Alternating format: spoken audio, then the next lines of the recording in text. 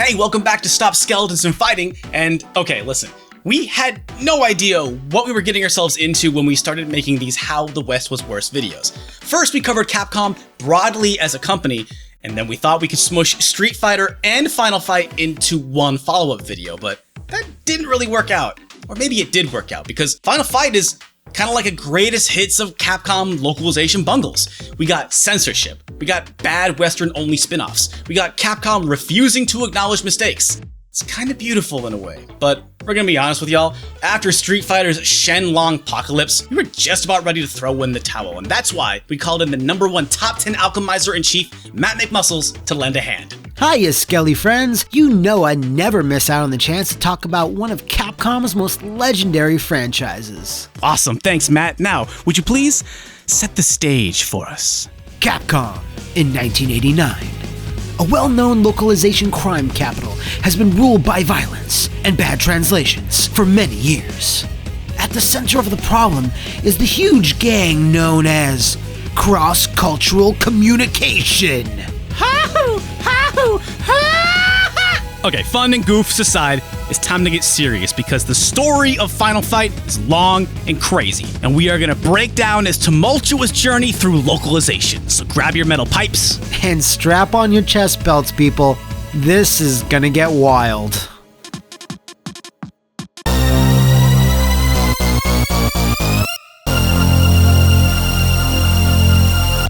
1989's Final Fight wasn't the first brawler, but it's one of the best. The arcade game is a benchmark for the genre, featuring radical designs, gorgeous sprite work, great sound effects and music, and it just feels good punching dudes.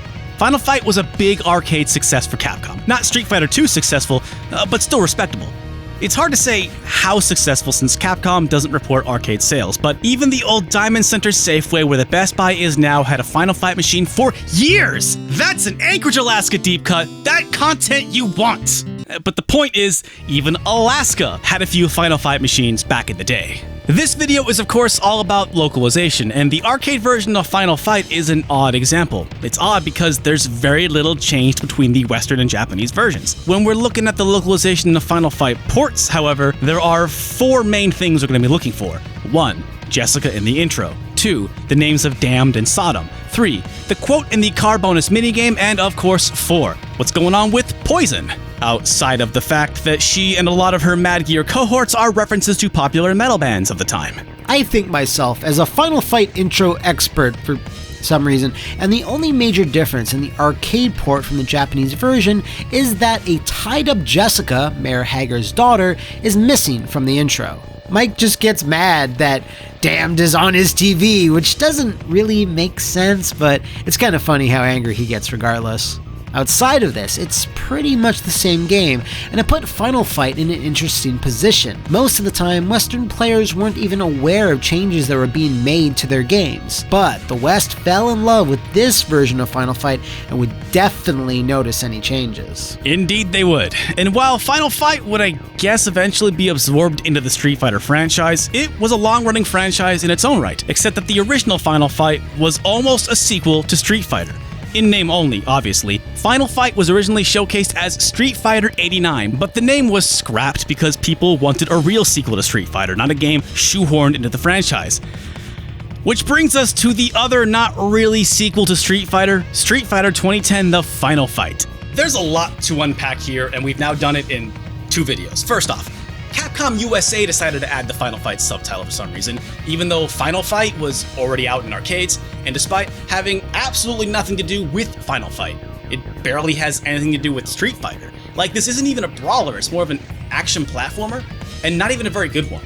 Japan, however, was not having any of it because they dropped the Final Fight subtitle and even rearranged the title to officially make it 2010 Street Fighter. But maybe they were just predicting the future because the Final Fight development team would go on to make Street Fighter 2. Now you know.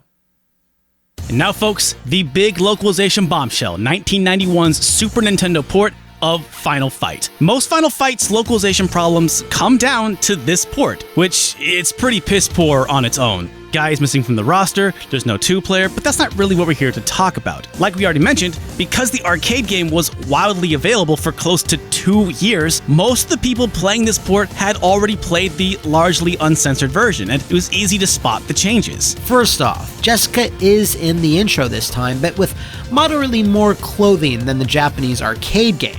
Alright, not so bad. Sodom is renamed Katana, and Damned is now Thrasher. Understandable. Oh my god! Is now Oh my god. Perennial favorite. The audio between the Super Nintendo and Super Famicom versions are actually different, which is ridiculous because they're both equally indecipherable.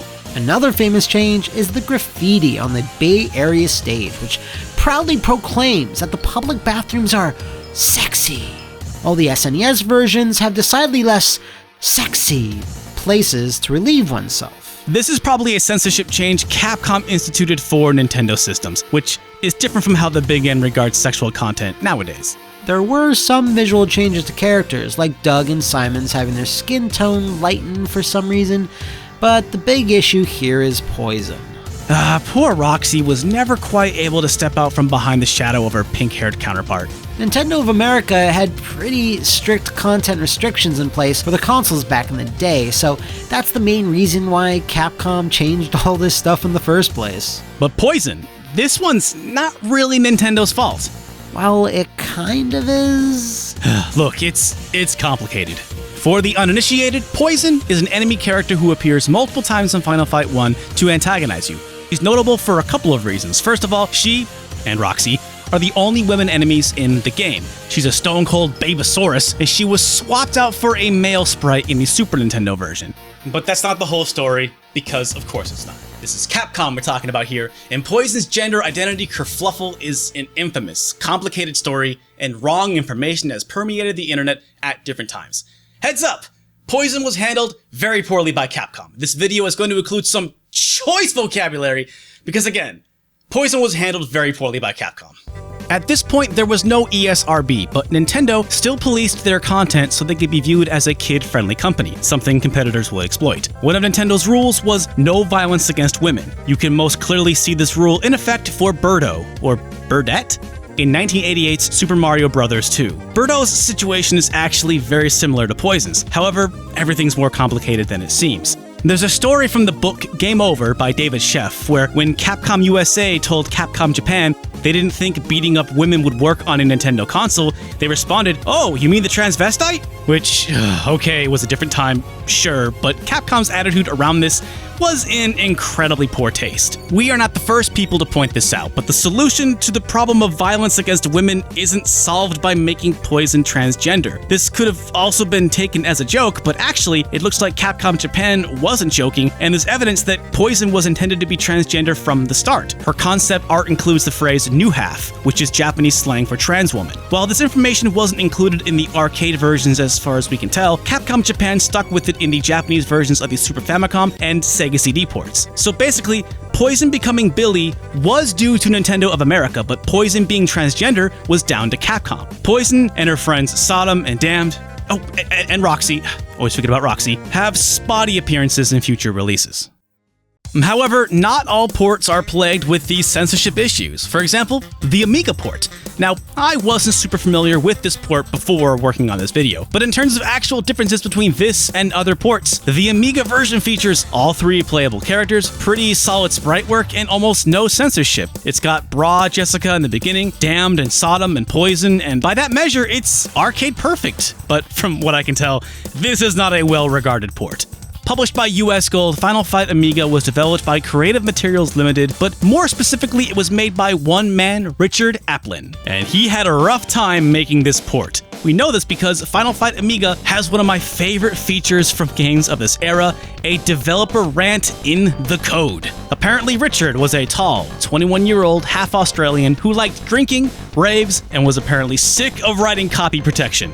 Yeah, that's a losing battle, bro. Sorry. Final Fight Amiga, though, is unique because it actually features a rant in-game. If you hit the help key 5 times, this video will pop up, and it's amazing. And dark? Afterwards, infinite lives are turned on. Ah, thanks, Richard. I'll see you at the rave. Things would be quiet in Metro City for a couple of years until 1993, which, by the way, was a banner year for the series. The next major Final Fight release was the substantially better port Final Fight CD. Finally, consoles had 2-player co-op, all 3 main characters, all 6 main stages, and a hilariously bad voice-acted intro. Guy, Jessica was kidnapped. Jessica? My sweetheart since childhood. Oh yeah, that's good stuff. It's the port that I played the most growing up, but beyond that, it's an interesting port because of the way it handled the poison problem. You see, Sega is edgy. Mortal Kombat is uncensored on Sega. Well, if you did the code anyway, but this means Poison was unambiguously Poison and not Billy. But she gets a raggedy wife beater and bike shorts, but she's still there. However, Jessica is in her dress, Sodom and Damned are censored, but the words are just removed during the car minigame, so who knows what he's saying? Oh my car? Oh my god? We'll let you decide. Oh my god. Final Fight CD was a decent exclusive get for Sega, but it was short-lived as Mighty Final Fight dropped on the NES just a few months later in summer '93. And this one also features Poison! What, in a Nintendo game? What gives? I mean, I guess Nintendo had softened its anti-women violence stance a bit at this point, since Chun-Li was a part of the best-selling third-party game on the Super Nintendo. Or maybe Capcom just didn't self-censor for this one, but then again, Damned is still Thrasher, and Sodom is still Katana, along with his brother, Katana. Yeah, there's more of them this time. Not sure if that makes anything better, though. But the important thing here is that we're starting to see just some inconsistency when it comes to Final Fight localization. Also, Belger is a cyborg in this game, and this is very important. Our last game from '93 is Final Fight 2 for the Super Nintendo. The boss, Wan, is missing his machete, which is a weird place to draw a line, but mostly, Final Fight 2 is worth mentioning because it underscores, again, the inconsistencies Final Fight has with women. So Final Fight 2, which never had an arcade version, had Mary and Eliza in the Japanese version, but they became Leon and Robert overseas. However, Maki is a main character. Is it okay for Maki to appear as a woman because technically she's doing the hitting or something? Are you cool with women in punching games or not? This game's just drawing weird lines all over the place. Furthermore, they rewrote Maki's backstory for the West. In Japan, she's the leader of a motorcycle gang. However, across the pond, she's actually a peaceful girl who hates fighting. Despite this, she still became a fan favorite and would later appear in a few fighting games.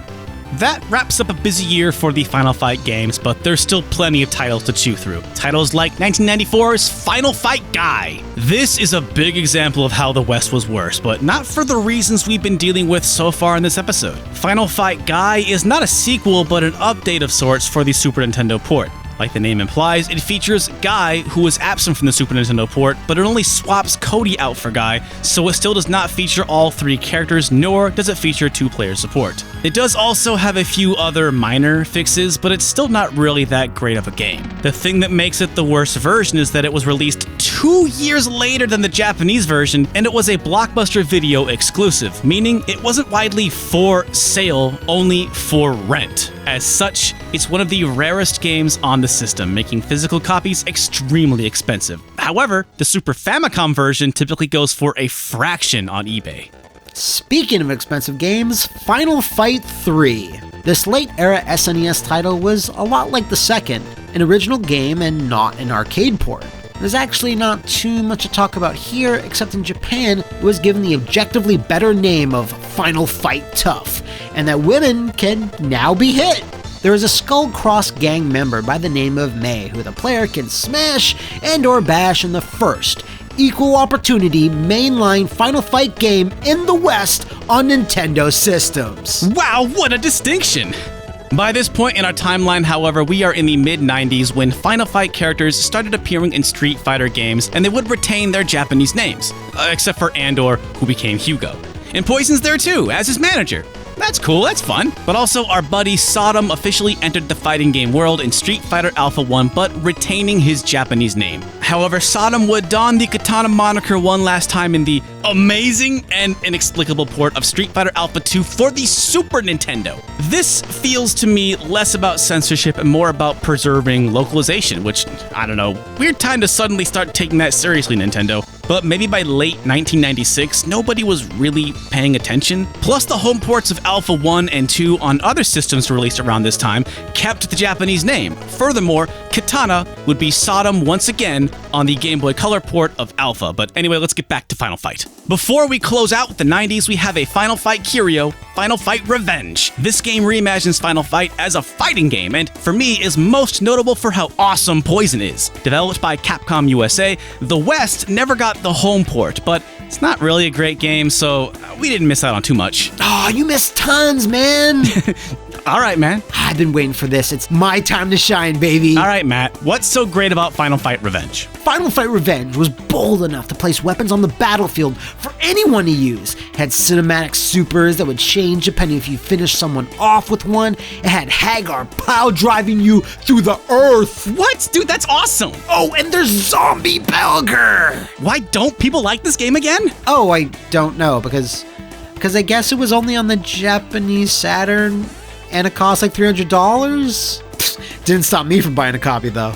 And it never made it out of the arcades over here, so there aren't really any localization things we can talk about? None that I'm aware of, no. Well, then can we watch that zombie dance maybe? Yeah, I'd like that. On the ceiling, onto the dance floor, flashing colors are shimmering bright. By this point, arcades were starting to die out. Home consoles started to catch up to arcades, and the graphical capabilities gap was fastly closing. And that's not the only thing that's changed. Games ratings boards like the ESRB now allowed content once thought too racy for consumers to exist unchanged and uncensored. But by 2001, the original Final Fight was 12 years old, and it was high time for the original arcade classic to finally be brought to the West, just like it had been in the West in arcades. Wait. You'd think a system that also has Wolfenstein 3D fully uncensored wouldn't still censor Final Fight, but Final Fight 1 would see Jessica in a dress and Billy instead of Poison. However, damned is damned and Sodom is Sodom, so it's not as cleaned up as the Super Nintendo version. It's baffling, really. Like, it's 2001. I thought we were past all this, but for context's sake, Capcom would release the censored version of Resident Evil for the DS in 2006, so we're not really sure what their deal was. It honestly feels more like laziness instead of censorship. But outside of all this, Final Fight 1 is an otherwise faithful port of the game, and thanks to some extra stuff and a ton of bonus unlockables, it is still a must-have for Final Fight fans. What's very much not a must-have is the next game. Yeah, Final Fight didn't see much action for 5 more years until one of the most baffling entries in the series, Final Fight Streetwise. It's another one of those Capcom games that didn't even release in Japan, which is always a warning sign. Streetwise was made by the same American studio as Revenge and the Maximo series, which is a great series. But Streetwise was originally going to be a lot different from what we actually got. Yeah, initially the game was pitched as Final Fight 7 Sons, which looked like it was going to be a much more faithful translation of a Final Fight style brawler into the third dimension. It was colorful, cel-shaded, and featured tons of moves, like hulking out into a bigger, powerfuler, more Final Fightier form. Apparently, Capcom USA execs thought the game wouldn't sell with this direction, and mandated it be scrapped and reshaped to something more akin to popular Western games of the time. And despite a lot of nods to the arcade originals, Sodom/Katana and Poison are never mentioned in the finished game, although early concept art for both characters has surfaced, but were cut from the game for some reason. As an aside, Capcom released a very similar title just a few months before Streetwise, that being Beatdown Fists of Vengeance, which, oddly enough, did get a Japanese release. Can I be honest? I constantly forget that Streetwise and Beatdown are even 2 different games. Right? It was developed by Cavia, a Japanese developer who also worked on Resident Evil Dead Aim and Umbrella Chronicles, so I guess that explains that? I guess? Streetwise was the last Final Fight game, but that doesn't mean Final Fight's localization issues are over. We're gonna wrap up this video with Poison, because Capcom is still struggling with how to deal with her localized gender. A year after Streetwise came out, Yoshinori Ono, the producer of Street Fighter 4, said on Twitter, and then deleted, that in North America, Poison is officially a post-op transsexual, but in Japan, she simply tucks her business away in order to look like a girl. Ono?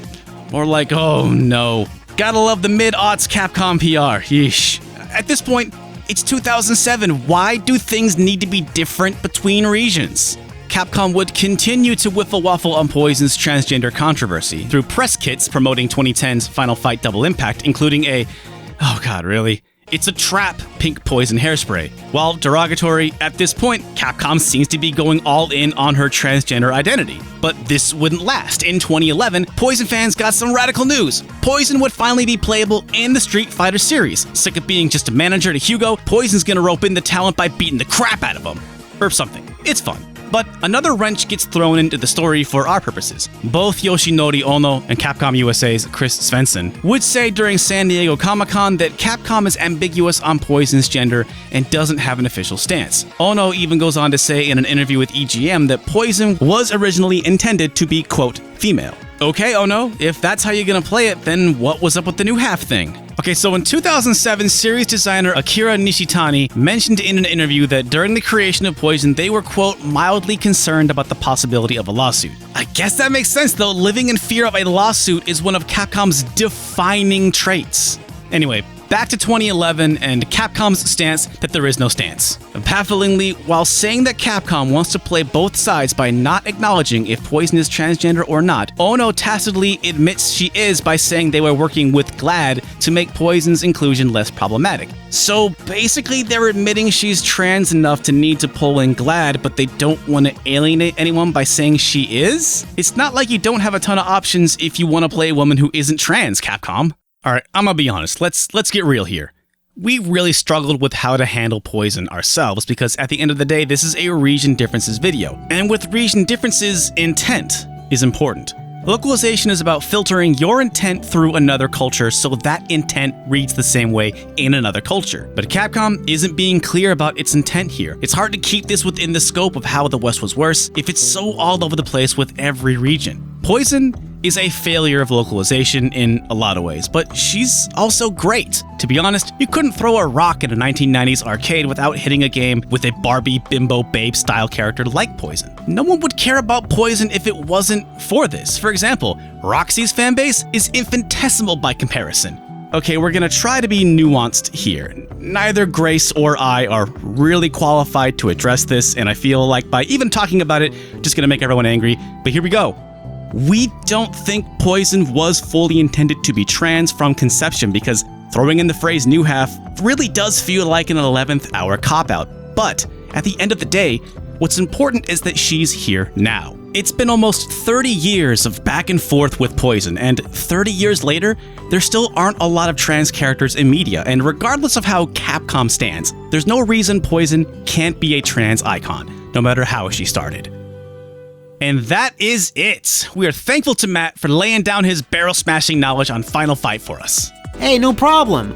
Now, we only touched upon Final Fight Streetwise, but if you want to hear more details about that car wreck, check out my series What Happened, where I chronicle lots of video game catastrophes. And thank you all for joining us on what turned out to be a 3-part journey on Capcom, How the West Was Worse. Check out the other 2 videos if you haven't already.